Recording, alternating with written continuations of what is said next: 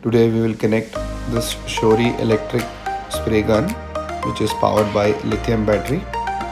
So we get all these nozzles. First we'll connect the front adapter where we connect the lamps. Then we'll connect the pipe that comes along with it.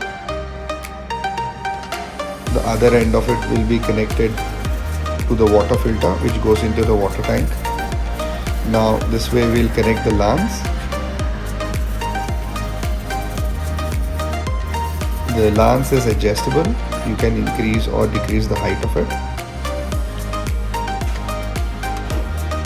Then we'll connect the adjustable nozzle. This nozzle can do jet spray as well as mist spray. So after connecting all the connectors, we'll connect the water and we'll just press the start button. As you can see, we can do the jet spray as well as the mist spray.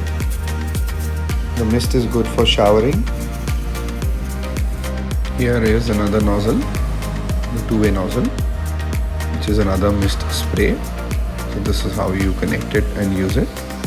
And then you have the C-type charger to charge the device. You can connect it to any USB device. That's it. Thank you.